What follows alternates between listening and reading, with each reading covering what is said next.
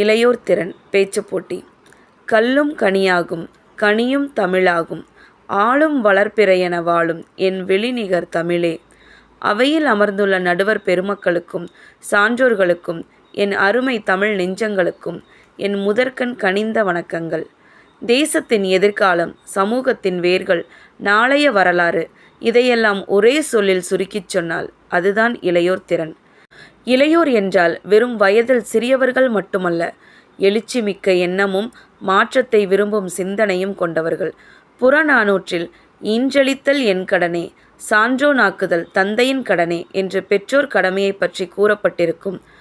ஆனால் அந்த சான்றோர்களாக மாறி இந்த தேசத்தையும் சமூகத்தையும் வரலாற்றில் உயர்த்தி காட்டுவது இளையோராகிய நம் கடனே. சுவாமி விவேகானந்தர் அழகாக சொல்வார், எனக்கு 100 நம்பிக்கையுள்ள இளைஞர்களை கொடுங்கள், நான் இந்த உலகத்தையே மாற்றி காட்டுகிறேன் என்று. அந்த நம்பிக்கை வெறும் வார்த்தை அல்ல. பாரதியின் கனவில் உருவான புதுமை பெண்ணும் நிமிர்ந்த நன்னடையும் இன்றைய இளைஞர்களின் அடையாளம். இன்றைய இளைஞர்களின் திறன் என்பது எல்லைகளற்றது. செயற்கை நுண்ணறிவு, விண்வெளி அறிவியல், புதிய தொழில் முனைவு என்று தொழில்நுட்பத்தின் உச்சத்திலும் சரி, விளையாட்டு மற்றும் கலைத்துறைகளிலும் சரி, உலக மேடைகளில் இந்திய இளைஞர்களின் கொடிதான் பறந்து கொண்டிருக்கிறது.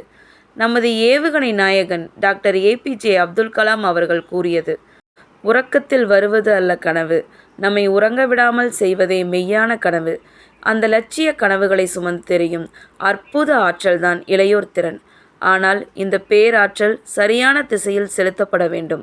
சமூக வலைதளங்களில் நேரத்தை வீணடிப்பதிலும் எதிர்மறை எண்ணங்களிலும் இந்த ஆற்றல் சிதைந்துவிடக்கூடாது.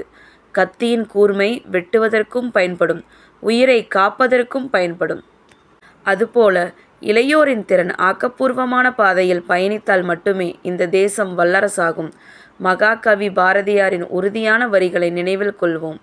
தேடி சோறு நிதம் தின்று பல சின்னஞ்சிறு கதைகள் பேசி மன்றில் வாடி மிக உழலும் மானிடரைப் போலே நான் வீழ்வேன் என்று நினைத்தாயோ? ஆம், நாம் வீழ்பவர்கள் அல்ல, புதிய வரலாறு படைப்பவர்கள். இளமையின் திறனே இந்நாட்டின் மாபெரும் பலம். நம்மால் முடியும் என்று தடைகளை தகர்த்து எழுந்து நின்றால் நாளை இந்த உலகம் நம் கையில். நன்றி, வணக்கம்.